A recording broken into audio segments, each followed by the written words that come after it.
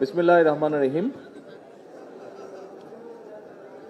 শহীদ জিয়ার ৪৫তম শাহাদাত বার্ষিকী উপলক্ষে আয়োজিত আজকের এই বিএনপি কর্তৃক আয়োজিত আজকের এই আলোচনা সভার সম্মানিত সভাপতি, মঞ্চে উপস্থিত স্থায়ী কমিটির সম্মানিত সদস্যবৃন্দ, জনাব মাহবুবুল্লাহ সহ উপস্থিত বিশিষ্ট ব্যক্তিবর্গ এবং আমার সামনে উপস্থিত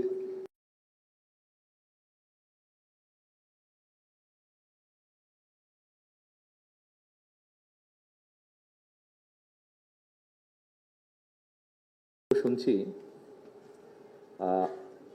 আমি চিন্তা করছি যে আচ্ছা আমি শুরুটা করব কিভাবে।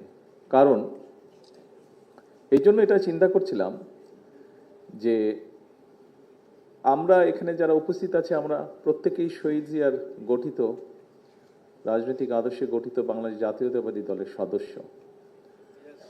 দলের সাংগঠনিক স্ট্রাকচার অনুযায়ী বিভিন্ন জন বিভিন্ন দায়িত্বে আমরা নিয়োজিত আছি। এই মঞ্চে খুব সম্ভবত আমি যতটুকু ধারণা করতে পারি সেলিমা আপা আছেন একমাত্র। শহীদ জিয়া যখন জীবিত ছিলেন দপ্তরে বোধহয় সেলিমা আপা কাজ করতেন, কাজে সরাসরি যদি শহীদ জিয়ার সহকর্মী বলা হয় মঞ্চে একজন উপস্থিত আছেন, অন্যরা বিভিন্ন সময় হয়তো দূরে থেকে কাজ করেছেন। সামনে যারা উপস্থিত আছেন আপনারা খুব সম্ভবত অধিকাংশই মনে হয় শহীদ জিয়াকে সামনাসামনি সেভাবে দেখেননি, হাতে গোনা কয়েকজন ছাড়া। জীবিত শহীদ জিয়াকে সামনাসামনি দেখেননি কেউ কেউ, সবাই না, আমি বলেছি অধিকাংশ, মানে কমের মধ্যেও যারা আছেন তারা দেখেছেন অনেকে। প্রবলেমটা হয়েছে আমার, এই জন্য প্রবলেমটা যে আমি কোন অবস্থান থেকে কথা বলবো, কারণ উনি তো আমার পিতা। এই মুহূর্তে আমি হয়তো দলের দায়িত্বে আছি, দলের একজন রাজনৈতিক কর্মী হিসাবে আছি, ওই হিসাবে চিন্তা করলে উনি আমার নেতা, আবার আরেক দিক দিয়ে চিন্তা করলে আমি ওনার সন্তান। কাজে আমি এখন কোন অবস্থান থেকে কোন দিক থেকে বক্তব্য রাখবো এটা খুব ডিফিকাল্ট একটা বিষয় আমার জন্য, আমার কাছে মনে হয়েছে। বক্তব্যের শুরুতে যেহেতু আমি ওনার সন্তান, সেজন্য আমি আমার দুটো এক্সপিরিয়েন্স আপনাদের সামনে আমি শেয়ার করতে চাই। তারপরে হয়তো আপনাদের সামনে আমি তুলে ধরার চেষ্টা করব যে রাজনৈতিক অবস্থান থেকে, অর্থাৎ ওনার দলের একজন কর্মী হিসাবে ওনার সম্পর্কে আমার বক্তব্য আজকের এই অনুষ্ঠানে। এক্সপিরিয়েন্স প্রথম যেটি, সেটি হচ্ছে এই ঘটনাটি খুব সম্ভব 75-6 দিকে হবে ঘটনাটি। স্বাভাবিক, সকলের বাসার বিভিন্ন কাজে সহযোগিতা করার জন্য মানুষজন থাকে। আমাদের পাশেও মানুষজন ছিল বাসার কাজে, হাউসকিপিং সহ বিভিন্ন কাজে সহযোগিতা করার জন্য। তখন বয়স কম, স্বাভাবিকভাবেই এই বয়সে 12-13 বছর বয়সের একজন ছেলের সে কিরকম তখন সে মানুষে থাকতে পারে এটা আপনার ধারণা। দুষ্ট প্রকৃতির ছেলে, যা ইচ্ছা হচ্ছে তাই করার চেষ্টা করছে, যা ইচ্ছা হচ্ছে তাই বলার চেষ্টা করছে। এবং স্বাধীনতার পরপর এখন যেরকম আনফর্চুনেটলি দেখা যায় যে সোশ্যাল মিডিয়াতে বুলিং হয়, তো স্বাধীনতার পরপর আমরা তখন ছোট, বিভিন্ন পাকিস্তানের মাত্র গিয়েছি, পাকিস্তানি বেশ কিছু শব্দ যেগুলো দিয়ে মানুষকে বুলিং করা যায়, এরকম শব্দ আমরাও শিখেছি তখন স্কুল থেকে, এরকম শব্দ। তা আমি সেরকম কয়েকটি শব্দ আমাদের বাসার যে কোনো একজন সহকারী যা ছিল, যারা কাজে সহযোগিতা, তাদের উপরে আমি সেরকম একটু বুলিং করলাম। যেভাবেই হোক আব্বা জিনিসটা জানতে পেরেছেন। জানতে পারার পরে যতটুকু আমার মনে পড়ে, উনি কানটা এইভাবে ধরে টেনে আমাকে নিয়ে গেলেন। উনি যখন জানলেন ব্যাপারটা, লোকটা, ওরা যেখানে সাধারণত বসতো কাজের ফাঁকে ফাঁকে যেখানে রেস্ট করতো, ওখানে ওই লোকটা বসা ছিল। উনি কানটা টেনে ধরে আমাকে নিয়ে গেলেন, নিয়ে গিয়ে আমাকে বললেন যে ওকে সরি বলো। উনি আমাকে বাধ্য করলেন ওকে সরি বলার জন্য। যাই হোক, তখন মারের ভয়ে যেভাবেই হোক, শাসনের ভয়ে আমি তো সরি বলেছি। উপস্থিত নেতৃবৃন্দ, কর্মী ভাইরা, এই ঘটনাটি আপনারা যে শুনলেন, আপনাদের সামনে যেভাবে আমি তুলে ধরলাম ঘটনাটা, কানটা ধরার স্টাইলটা যেটা দেখালাম, নিশ্চয়ই আপনারা খুব মজা পেয়েছেন। বাট আমি মজা দেওয়ার জন্য আপনাদেরকে ঘটনাটা বলিনি। আমি ঘটনাটা আপনাদের সামনে উল্লেখ করেছি, এইটি আমাদের সামাজিক বা পারিবারিক শিক্ষার একটি বিষয় আছে এখানে। আমার কাছে 17 বছর পরে দেশে ফেরার পরে আমি মহাসচিব সাহেবের সাথে আরও কয়েকজন সিনিয়র নেতৃবৃন্দের সাথেও মাঝে সাঝে কথা প্রসঙ্গে আলাপ করেছি। আমার কাছে মনে হয়েছে আমরা ছোটবেলায় যেই পারিবারিক বা সামাজিক শিক্ষাটা পেয়েছিলাম, কোথায় যেন একটা অভাব মনে হয়েছে দেশে ফিরে আসার পরে।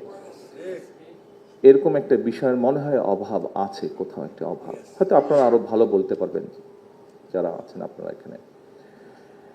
এরপরে আমি মনে করি যে এই বিষয়টিতে বোধহয় আমাদের নজর দেওয়া উচিত। এর ভিতরেই সরকারের দায়িত্বভার গ্রহণ করার পরই আমি আমাদের তথ্য মন্ত্রণালয়ের দায়িত্বে নিয়োজিত যারা আছেন তাদের সাথে আমি বসেছিলাম। আমি তাদের সাথে কান ধরার ঘটনাটি বলিনি, তবে আমার যে এক্সপিরিয়েন্সটি সেটি আমি তাদের কাছে বলেছি যে মূল্যবোধের যে একটা ঘাটতি দেখা যাচ্ছে, এই ব্যাপারে তারা এবং শিক্ষা মন্ত্রণালয় কিভাবে কাজ করতে পারে। অর্থাৎ আমাদের সমাজের সামাজিক মূল্যবোধ, আমাদের সমাজ ব্যবস্থায় পারিবারিক যে মূল্যবোধ, একই সাথে আমাদের ধর্মীয় মূল্যবোধ, অনেকগুলো ছোট ছোট বিষয়, মুরব্বীদেরকে শ্রদ্ধা করা, অসহায়কে সহযোগিতা করা, মানুষের সাথে বিনয়ীভাবে কথা বলা, এই যে এরকম আরও যেগুলো মূল্যবোধ আছে, এই বিষয়গুলো কিভাবে আবার শিশুদের মধ্যে, আগামী ভবিষ্যৎ প্রজন্ম যারা, তাদের মধ্যে আবার কিভাবে জিনিসগুলো নিয়ে যাওয়া যায়, আবার কিভাবে তাদের মধ্যে জিনিসগুলো দেওয়া যায়, এই বিষয়ে আমি আলোচনা করেছিলাম। এই বিষয়ে আমরা চেষ্টা করছি কাজ করতে। প্রিয় উপস্থিতিবৃন্দ, সম্মানিত সকল উপস্থিতিবৃন্দ, আমার মনে হয় এটি একটি গুরুত্বপূর্ণ বিষয় আগামী দিনের জন্য আমাদের। আসুন এরপরে আমি আমার দ্বিতীয় এক্সপিরিয়েন্সটি আপনাদের সাথে শেয়ার করতে চাই। এই ঘটনাটি 1986 সালের, আব্বা মারা যাওয়ার প্রায় 6 বছর পরের ঘটনা, 5 বছর 5.5 বছর পরের ঘটনা। আমি প্রথমবার আম্মার সাথে ওমরা করতে গিয়েছি। এটি মাগরেবের, মক্কায় তখন আমরা, এটি মাগরেবের সময়কার ঘটনা। মাগরেবের পরে এশার নামাজের আগে আমরা সৌদি গভর্নমেন্টের দাওয়াতেই গিয়েছিলাম। তো তারা তখন, এখন যেরকম আপনারা নিশ্চয়ের মধ্যে অনেকে গিয়েছেন, এখন অনেক বড় বড় হোটেল ওখানে আছে, সেই সকল জায়গায় সরকারি মেহমান যারা থাকে তাদেরকে রাখে তারা। তখন খুব একটা কিছু ছিল না, তখন শুধু এখন যে হারাম শরীফটা, মক্কা মানে যে হারাম শরীফটা যত বড়, তখন আরো অনেক ছোট ছিল এবং চারিদিকে রাস্তা ছিল। তো আমাদেরকে যেখানে রেখেছিল ঠিক রাস্তার উপরে মক্কা হোটেল নামে একটা হোটেল ছিল। আপনারা অনেক আগে যারা গিয়েছেন এখানে যদি কেউ গিয়ে থাকেন, মনে হয় মক্কা হোটেলের সাথে পরিচিত আছেন। মক্কা হোটেল নামে একটা হোটেল ছিল, ওখানেই তারা কম বেশি মোটামুটিভাবে গেস্টদেরকে রাখতো, তাদেরকে গভর্নমেন্ট যাদেরকে নিয়ে যেত। তো আমাদেরকে মক্কা হোটেলে রেখেছিল। আমরা একদিনই ছিলাম ওখানে, আবার রাত্রে জেদ্দায় নিয়ে এসেছিল আমাদেরকে। এনিওয়ে, তো মাগরিবের নামাজ শেষ করে এসার জন্য যাবো, তো আমি হোটেল রুমে এসেছি একটু রিফ্রেশ হওয়ার জন্য। তো আমি লিফটের সামনে দাঁড়িয়ে আছি, লিফট আসবে, 2-3টা লিফট, খুব বড় যে হোটেল ছিল নট দ্যাট। তো লিফটের সামনে দাঁড়িয়ে আছি, লিফটের জন্য অপেক্ষা করছি। আমার পাশে এসে আরেকটি লোক দাঁড়ালো। লোকটি দাঁড়ালো, তো লোকটিকে দেখেই বোঝা যাচ্ছে, ওর ড্রেস দেখেই বোঝা যাচ্ছে যে ইন্দোনেশিয়ান, মালয়েশিয়ান হলেও হতে পারে, তবে মোটামুটিভাবে বলা যায় ইন্দোনেশিয়ান, ওরা যেরকম ক্যাপ ট্যাপ পরে ওরকম। তো লোকটি আমাকে দেখলো, আমাকে দেখে তারপরে আমাকে বলল কোন দেশ, খুব সংক্ষেপে বললো উইচ কান্ট্রি, এইভাবে বললো। তা বললাম বাংলাদেশ। লোকটা 2 সেকেন্ডের মধ্যে আমাকে বললো ও বাংলাদেশ জিনিসটা রেকগনাইজ ওভাবে করলো না, কিন্তু ওর সাথে সাথে বললো ও জিয়াউর রহমান। আমার নিজের সাথেই ঘটনাটাই ঘটলো। ও বললো যে ও জিয়াউর রহমান, মানে জিয়াউর রহমান বলতেই তারা বাংলাদেশ বুঝতো, যে বাংলাদেশ বলতেই মুসলমান দেশগুলো জিয়াউর রহমান বুঝতো। এটাই ছিল সন্তান হিসাবে আমার আরেকটি এক্সপিরিয়েন্স, যেখানে সন্তান হিসাবে পিতার জন্য আমি গর্ব অনুভব করেছি। এই কথাটা দিয়ে আমি আজকে আপনারা এখানে যারা আছেন, এবং এখানে মিডিয়ার অনেকগুলো ক্যামেরা আছে, নিশ্চয়ই এখানে লাইভ কানেকশনও আছে, এটা দিয়ে যেটা সংক্ষেপে আমি বোঝাতে চাইছি সকলকে, সেটি হচ্ছে শহীদ রাষ্ট্রপতি জিয়াউর রহমানকে হেনরি কিসিঞ্জার বলেছিল দেশ স্বাধীনের পরে, দুর্ভাগ্যজনক দুর্ভিক্ষের পরে, যে বটমলেস বাস্কেট। মাত্র কিছুদিনের মধ্যে শহীদ জিয়া রহমান কঠোর পরিশ্রমের মাধ্যমে এমন একটি পর্যায়ে নিয়ে গিয়েছিলেন বাংলাদেশকে। মহাশির সাহেব ওনার বক্তব্যে বলেছেন যে 1980-81 সালের দিকে বাংলাদেশ চাল রপ্তানি করেছিল। শহীদ রাষ্ট্রপতি জিয়া রহমানকে এত অল্প সময় এমন জায়গায় বিশ্ব দরবারে নিয়ে গেছিলেন যে মানুষ শহীদ জিয়া বা বাংলাদেশ বললে দুটোকে একসাথেই বুঝতো মানুষ। প্রিয় সহকর্মীবৃন্দ, উপস্থিত সকল উপস্থিতিবৃন্দ, আমরা সেই মানুষের বা সেই মানুষটার রেখে যাওয়া আদর্শ বা দলের রাজনীতি আমরা করছি। আজকে আমাদেরকে এই বিষয়টি আমাদেরকে অনুধাবন করতে হবে।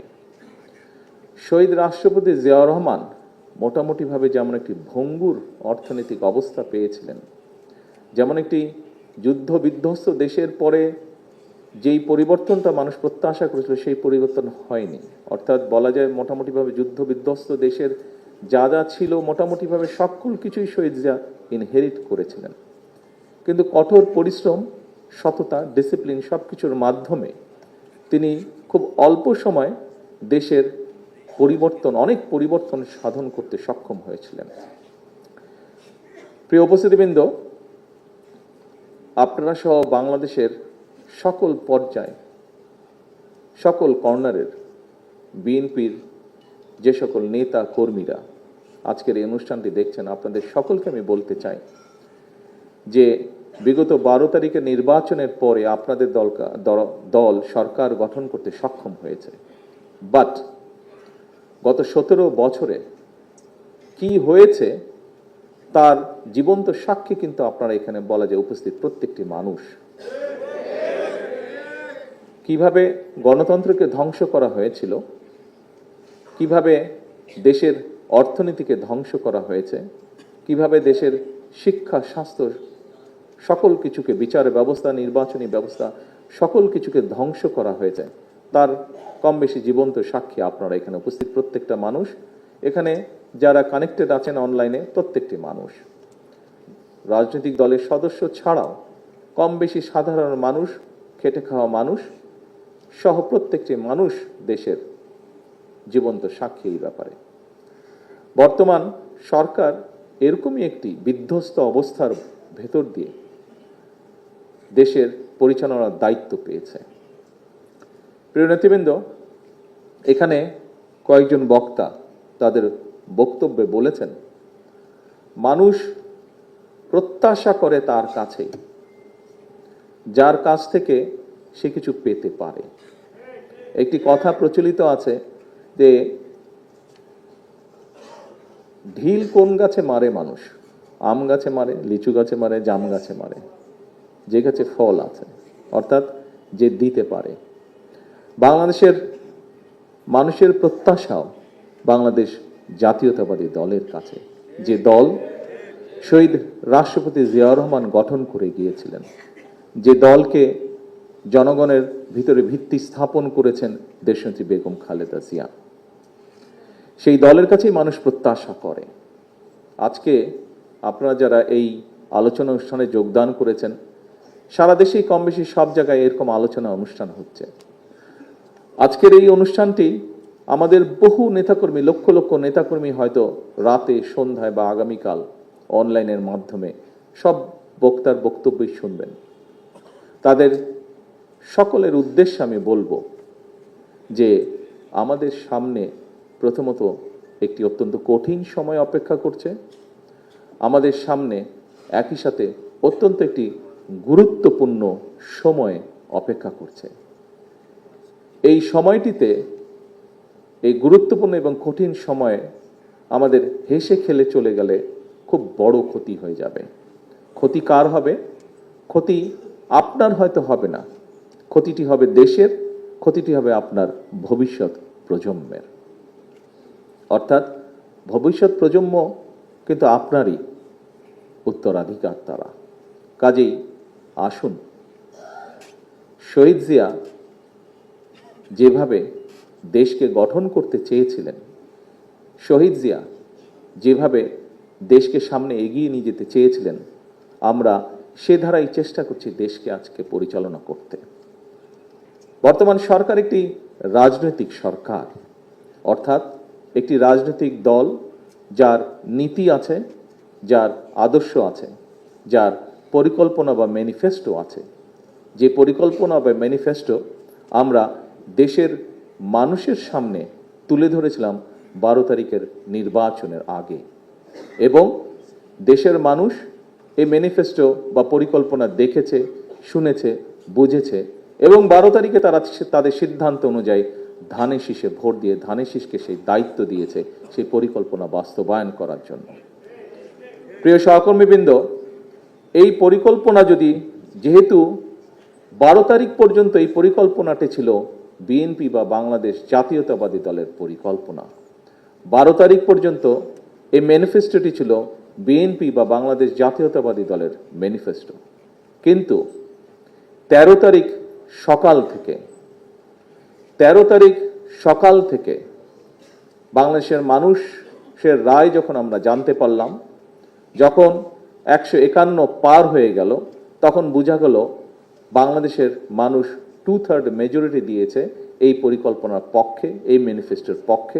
অর্থাৎ এই ম্যানিফেস্টোটি বা এই পরিকল্পনাটি এখন শুধুমাত্র আর বাংলাদেশ জাতীয়তাবাদী দলের নয়, বরং এই ম্যানিফেস্টোটি বা এই পরিকল্পনাটি হচ্ছে যে মানুষ যারা এটির পক্ষে রায় দিয়েছে, 52% মানুষ যারা ভোটে অংশগ্রহণ করেছিল, তার মধ্যে 52% মানুষ, তাদের এটি ম্যানিফেস্টো, তাদের এটি পরিকল্পনা।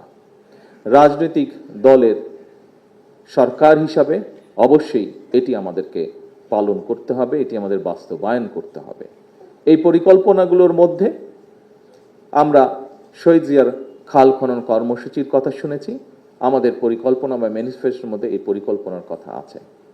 আমরা এখানে শহীদ জিয়ার বিষয়ে আলোচনা করতে গিয়ে আমরা শুনেছি কিভাবে শহীদ জিয়া শিক্ষার প্রসার ঘটিয়েছিলেন, শিক্ষার আলো পৌঁছে দিতে চেয়েছিলেন, শিক্ষিত করতে চেয়েছিলেন জাতিকে। ঠিক তারই রিফ্লেকশন, শিক্ষা সংক্রান্ত বিষয় তারই রিফ্লেকশন আমাদের এই ম্যানিফেস্টোর মধ্যে আছে।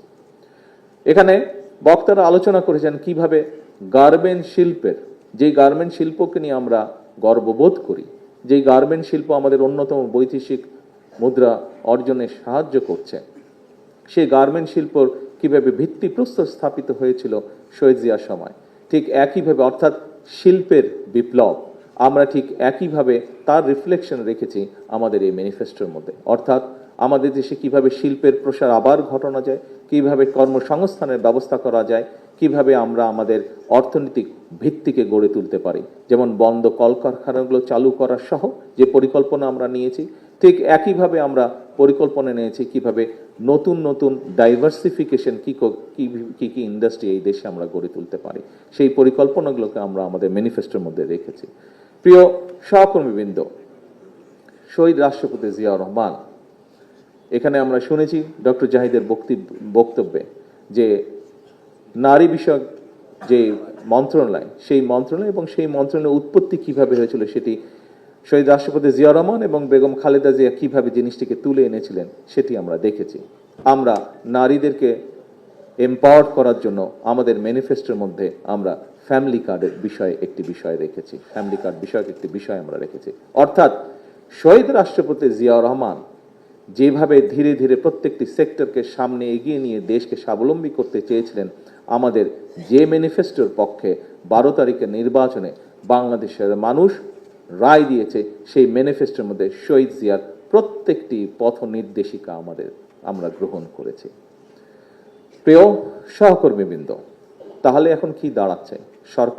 সরকারের কাজ করবে, কিন্তু আপনিও কিন্তু সেই দলেরই একজন, যে দলের সরকার সেই দলের একজন আপনি কিন্তু কর্মী। আজকে সেই দলের কর্মী সরকার তখনই সফল হতে পারবে যখন এই দলের কর্মী হিসাবে আপনি সরকারের প্রত্যেকটি সঠিক কার্যক্রমকে আপনি সহযোগিতা করতে থাকবেন, সঠিকভাবে সঠিক কাজটিকে আপনি সহযোগিতা করতে থাকবেন, তখনই এই সরকারের পক্ষে সফল হওয়া সম্ভব। আমাদের সংসদের যে 214 জন এমপি, আমাদের যে 50 জন, আমি সহ 50 জন যে ক্যাবিনেট সদস্য আছেন, আমরা শুধু পরিশ্রম করলেই কিন্তু কার্যক্রমগুলি সফল হবে না, আপনাদের সকলের সহায়তা প্রয়োজন হবে। আপনারা প্রত্যেকটি মানুষ, সারা দেশের আনাচে কানাচে আমাদের বিএনপি বলুন, যুবদল বলুন, ছাত্র দল বলুন, স্বেচ্ছাসেবক দল বলুন, মহিলা দল বলুন, আইনজীবী ফোরাম বলুন, তাঁতি দল বলুন, শ্রমিক দল বলুন, অর্থাৎ আমাদের মূল দল সহ প্রত্যেকটি অঙ্গ সহযোগী সংগঠনে গ্রামে গঞ্জে, হাটে, বাজারে, উপজেলায়, পৌরসভায়, বিভাগীয় শহরে যেখানেই বলুন না কেন, 12 তারিখে নির্বাচনের আগে যেভাবে অক্লান্ত পরিশ্রমের মাধ্যমে এই দলকে আপনারা জিতিয়ে আনতে সক্ষম হয়েছেন, ঠিক জিতিয়ে আনার পরেই কিন্তু কাজ শেষ হয়ে যায়নি, বরং আমাদের সেই অক্লান্ত পরিশ্রমকে এখন আবারও কন্টিনিউ করতে হবে। একটি নির্বাচনের মাধ্যমে যেমন আমরা জয়ী হয়ে এসেছি, ঠিক একইভাবে আমাদের কাজগুলো, আমাদের লক্ষ্যগুলো সফল করার মাধ্যমে একটি সফল সরকার আমাদেরকে হতে হবে। একটি সফল সরকার হতে পারলেই আমরা, তাও কি জনগণের দৃষ্টিতে আমাদেরকে সফল সরকার হতে হবে, এবং জনগণের দৃষ্টিতে যদি সফল সরকার হতে হয় তাহলে অবশ্যই শুধুমাত্র 214 জন এমপি বা 50 জন ক্যাবিনেট মেম্বারের পক্ষে সেটা সম্ভব না। যখন বাংলাদেশ জাতীয়তাবাদী দলের সারা দেশে ছড়িয়ে ছিটিয়ে থাকা সকল নেতাকর্মী এই কর্মসূচিগুলোকে বাস্তবায়নের লক্ষ্যে, এই কর্মসূচিগুলোকে সাকসেসফুল করার জন্য মাঠে ময়দানে নেমে কাজ করতে পারবেন বা করবেন, তখনই শুধুমাত্র সেটি সম্ভব। এখন আপনারা হয়তো বলতে পারেন, প্রিয় সহকর্মীবৃন্দ, যে আমি তো এমপি না, মন্ত্রী না, বা আমি সরকারের সাথে রিলেট না, আমি কিভাবে এবার কাজে সহযোগিতা করব। প্রিয় সহকর্মী, আপনি এমপি নন, আপনি মন্ত্রী নন, আপনি হয়তো উপজেলা চেয়ারম্যানও নন, আপনি হয়তো ইউনিয়ন পরিষদেরও চেয়ারম্যানও নন, বা মেম্বারও আপনি নন। আপনি কিভাবে কাজটি করবেন? আপনি একজন রাজনৈতিক কর্মী। আপনি আপনার যে সংগঠন আছে, আপনার যে রাজনৈতিক কার্যক্রম আছে, সাংগঠনিক কার্যক্রম আছে, সাংগঠনিক শৃঙ্খলা আছে, এই বিষয়গুলোকে আপনি সঠিক রাখার মাধ্যমে, অর্থাৎ আপনি একজন পলিটিক্যাল অ্যাক্টিভিস্ট। কাজী পলিটিক্যাল অ্যাক্টিভিস্ট হলে আপনি পলিটিক্স করার মাধ্যমেই আপনি দলকে সঠিক রাখবেন, এবং দলকে সঠিক রাখার মাধ্যমেই আপনি সরকারকে সহযোগিতা করতে সক্ষম হবেন। প্রিয় সহকর্মীবৃন্দ, আজকের এই 45তম শহীদ জিয়ার 45তম শাহাদাত বার্ষিকী উপলক্ষে আমরা শপথ গ্রহণ করতে পারি। কি সেই শপথ?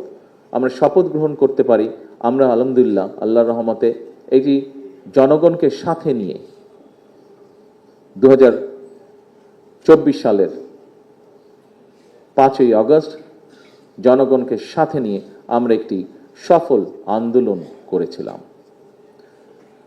2026 সালে 12ই ফেব্রুয়ারি নির্বাচনে জনগণকে সাথে নিয়ে আমরা একটি সফল নির্বাচন পার হয়ে এসেছি আলহামদুলিল্লাহ। আসুন আমরা সকলে মিলে চেষ্টা করি, যেই ম্যানিফেস্টোর পক্ষে বাংলাদেশের মানুষ রায় দিয়েছে, সেই ম্যানিফেস্টোকে বাস্তবায়ন করার মাধ্যমে একটি সফল সরকার আমরা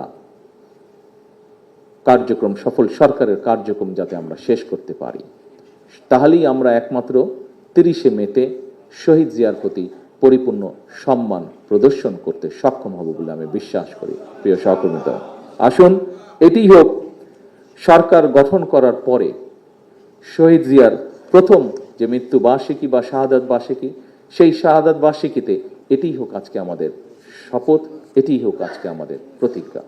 প্রিয় সহকর্মীবৃন্দ, আপনাদের সকলকে ঈদের শুভেচ্ছা জানিয়ে আমার শাহাদাত বার্ষিকী উপলক্ষে আমার আজকের বক্তব্য শেষ করছি। আল্লাহ হাফেজ। বাংলাদেশ জিন্দাবাদ, বাংলাদেশ জাতীয়তাবাদী দল জিন্দাবাদ।